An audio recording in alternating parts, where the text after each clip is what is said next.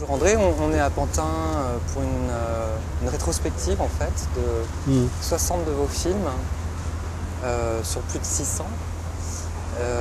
Il y a cet événement en ce moment à Pantin et en même temps en parallèle il y a la sortie de Accords perdus numéro 2 aux éditions Lamelight.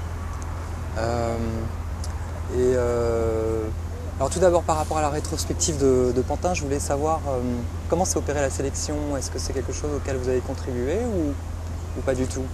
J'ai contribué, c'est pas moi qui l'ai faite, hein. Mais enfin j'ai fourni quelques renseignements parce que je crois qu'il n'y a personne qui connaît tout ce que j'ai fait, y compris moi d'ailleurs, parce que des choses dont j'ai pas souvenir, des choses que peut-être j'ai même pas vues, que j'ai montées, qui sont passées, que j'ai pas vues, et que j'ai suggéré qu'on passe pour les voir, pour moi les découvrir. D'accord. Ah oui. Je vais revenir beaucoup au livre parce que je crois que ça peut être une bonne démarche que de parler de ce livre, en même temps de parler de cinéma et puis parler d'autres choses, en plus aller au-delà, parce que le cinéma c'est votre préoccupation, mais la littérature, la peinture, et beaucoup de domaines artistiques. Et une des premières phrases qui m'a marqué, d'ailleurs c'est un petit peu au départ du livre, où vous dites « Le temps est venu de faire l'éloge de la lenteur ». Oui. C'est quelque chose que je n'aurais pas écrit ça il y a quelques années.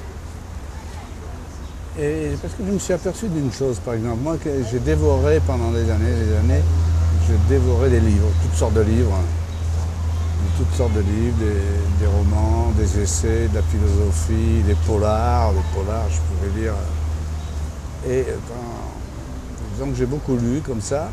Et maintenant je prends un livre, si c'est un livre qui m'intéresse, je peux mettre 3 mois pour le lire.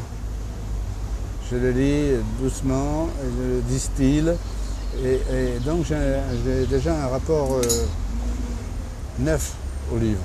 C'est-à-dire finalement au temps.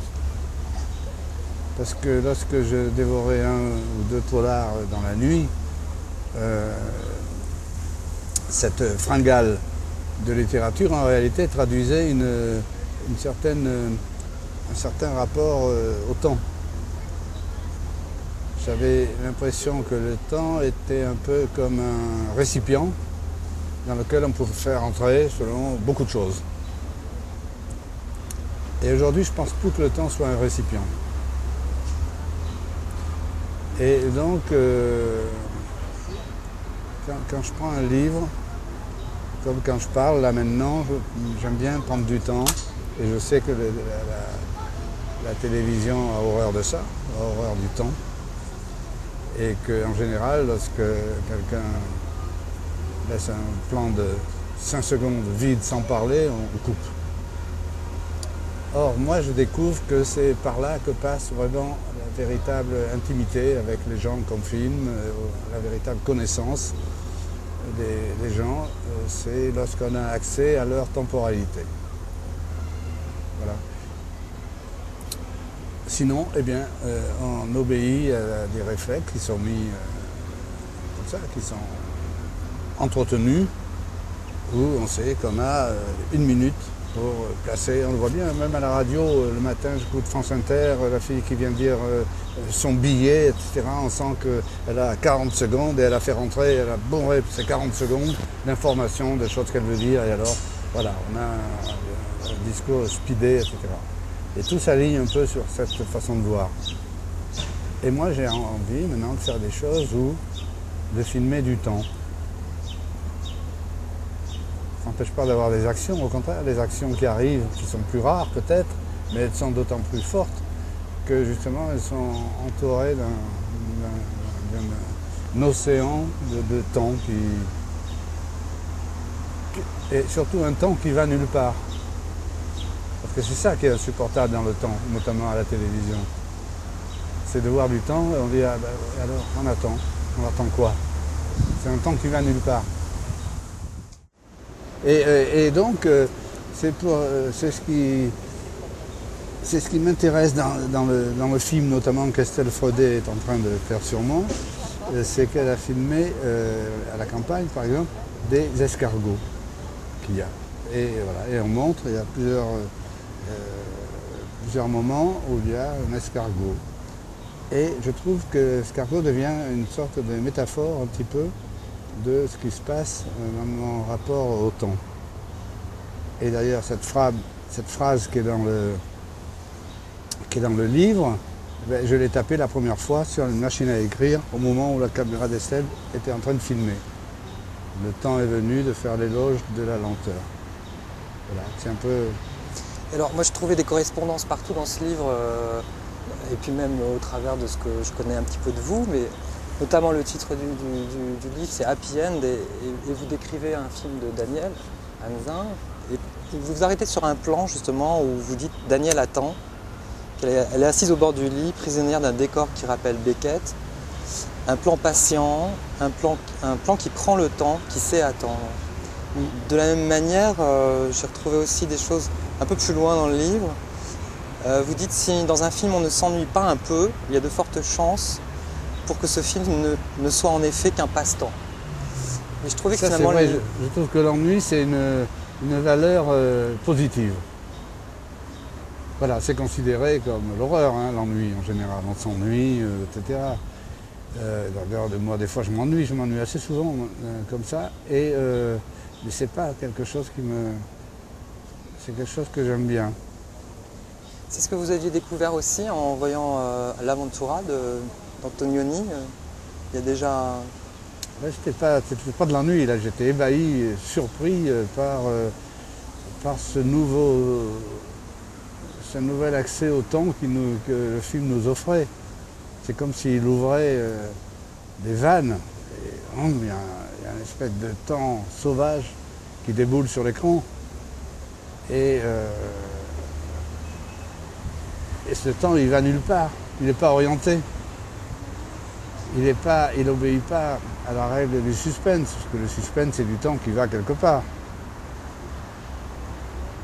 Et c'est pour ça que les gens quittaient la salle, hein, parce qu'ils ne savaient pas où ils allaient. Et moi, j'ai trouvé ça étonnant. Et après coup, je me suis demandé, mais comment ça se fait que ce temps-là, je ne l'ai pas senti au cinéma, aussi fort en tout cas, avant l'Aventura. On l'a senti quelquefois un peu dans certains films de Renoir, de Rossellini, ou des choses comme ça. Mais à ce point-là, de façon systématique et de façon même, volontairement fabriquée, eh bien, ce temps-là, je ne l'avais pas vu depuis un plan de la première année du cinéma des Frères Lumière, un plan qui dure 43 secondes, où on voit une troupe de cavaliers qui arrive du fond de l'horizon vers la caméra et puis qui sortent du champ. Et là, il y a, 3 secondes de vide. Et là, j'ai eu le sentiment, chaque fois que je vois ce plan, j'ai le sentiment que je vois le temps. Il n'y a plus d'action, l'action est passée, donc le temps n'est plus dirigé, et c'est un temps qui retombe sur lui-même et il se montre. Et moi, je trouve ça émouvant au possible. Est-ce que ça a été justement un leitmotiv, un intérêt récurrent pour vous, systématiquement? Je pense par exemple à cette anecdote dont vous parliez à propos du numéro de cinéaste de notre temps sur Scorsese, où Scorsese se trouvait confronté finalement au fait que vous ne lui posiez pas de questions, et donc en fait il était confronté à du silence et finalement peut-être à un temps qui lui semblait particulier. Est-ce que c'était aussi une manière c'est une technique d'approche pour essayer de libérer quelque chose. Oui, je me rappelle très bien. C'était au début du tournage, la caméra tournait, on était dans l'entrée, là où il y avait la secrétaire de Scorsese. Lui était dans son bureau et on filmait ce qui se passait, c'est-à-dire rien. Et puis à un moment donné, il est sorti, regardez, on a continué à filmer. Et puis il dit, mais tu poses pas de questions. Je dis non, il y a une caméra, il y a un micro, tu as quelque chose à dire, tu le dis. Voilà. Et là, ça l'a surpris. parce qu'il avait l'habitude au jeu, question-réponse, question-réponse, question-réponse. Donc, on a arrêté le tournage, et le lendemain, on a repris le tournage dans la salle de montage, et là, il dialoguait avec sa monteuse, et à un moment donné, il nous a pris à témoin, toujours pas un mot d'échange, et là, il n'a pas arrêté. Jusqu'à la fin du film, il n'y a pas eu une question. Et à un moment donné, il nous a dit, on va aller, tu veux pas qu'on aille filmer mes parents, etc. Il dit oui, c'est toi qui les fais parler, pas de questions, machin. Et donc, il y avait ça renversait un peu la demande.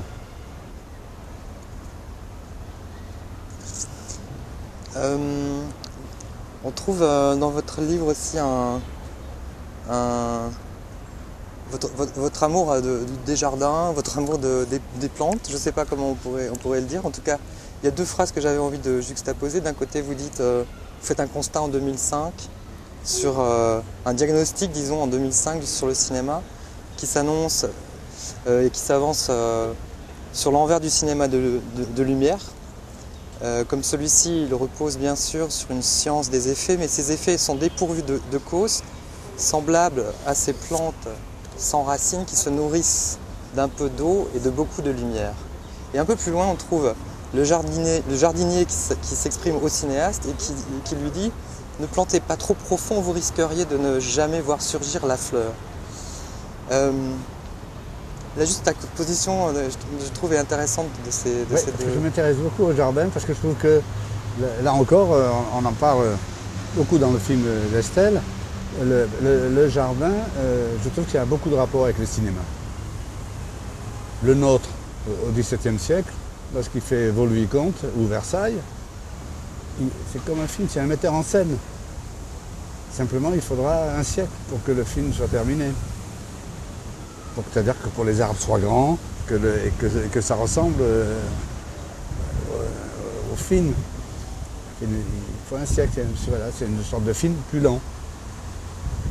Là aussi, l'éloge de la lenteur et de rigueur. En même temps, ce qu'on voit très bien d'ailleurs dans le film d'Estelle Freinet, vous parlez à deux reprises de votre rapport au réel ou à la réalité. Alors je ne sais pas, peut-être que la nuance, vous pourriez nous l'expliciter. Oui, alors voilà, là c'est un problème de vocabulaire que je me suis forgé moi, pour essayer de faire comprendre ce que je veux dire, que ce qui m'intéresse c'est le réel, c'est-à-dire c'est ce qui m'intéresse, enfin ce qui intéresse le cinéma, ce qui intéresse les arts, je crois, de façon générale, c'est-à-dire le moment où le réel échappe à la loi du réel. Et à ce moment-là, on a un sentiment où la réalité échappe à la loi de la réalité. À ce moment-là, on a un sentiment de réel. Autrement dit, le réel, la définition que je donne, le réel, c'est la réalité lorsqu'elle échappe à la loi. Mais la loi, c'est aussi bien la loi sociale, la loi, la politesse, que la loi des feux rouges, des choses comme ça. Et on n'a jamais aussi fort le sentiment du réel lorsque quelqu'un brûle un feu rouge et a un accident. À ce moment-là, on a quelque chose qui frappe tout le monde. C'est ça que j'appelle le réel. Et à ce moment-là, on se rend compte de l'existence des choses. Sinon, dans la réalité, les choses, on ne les voit même pas. Est-ce qu'on vit seulement? Moi, j'ai souvent le sentiment de passer à côté de la vie. Et quand voilà, on vit, on rentre, on prend le métro, on va se coucher, on se réveille, etc. Et s'il n'arrive rien, s'il n'y a pas ce sentiment-là, ce sentiment de réel, enfin on ne vit pas, quoi, je veux dire. Moi je suis persuadé qu'on vit très peu de temps dans une vie. Si on additionnait les moments où on vit, on n'aurait pas beaucoup on aurait quelques heures peut-être quelques minutes, au moment où on a eu la sensation du réel. Et la sensation du réel, ça ne veut pas dire que c'est forcément dramatique, hein. Ça peut être la sensation du réel. Et l'art est là pour ça. Ça peut être un truc comique. Quelqu'un qui dit une connerie énorme, et là, le sentiment, quelque chose la réalité se met à exister. C'est ça que j'appelle le réel. C'est justement... Il faut que ça dérange, voilà. C'est ça, c'est ce que j'allais vous poser justement, cette idée du drame ou peut-être de la tragédie. Mais est-ce qu'on pourrait imaginer que ça soit chez les individus en tout cas, ou chez les artistes plus particulièrement, l'idée de la faille? Est-ce que ça peut être quelque chose qui pourrait s'apparenter à ça? L'idée de la faille? L'idée de la faille, par exemple. Chez Artaud ou des gens comme ça?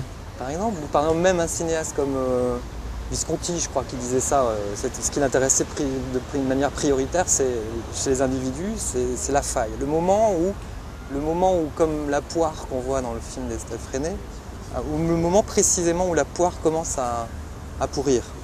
Oui, je crois ça. Parce que sinon, si on a un objet qui ressemble à lui-même, c'est un objet tautologique, c'est un objet qui n'existe pas pour moi, il n'existe pas. Et quand il se met à plus être seulement lui-même, et quand il se met ou à ressembler à autre chose, ou à être agressé, ou à être changé, modifié, à ce moment-là, je commence à le voir. Et la poire, lorsqu'elle est pourrie, elle devient immangeable. Et là, j'ai l'impression qu'elle est beaucoup plus poire que lorsqu'elle était mangeable. Et oui, et peut-être que c'est ça le réel, c'est la réalité qui devient immangeable, et donc insupportable d'une certaine façon. En tout cas dérangé, parce que je mets quand même le comique du côté du réel, le burlesque du cinéma américain.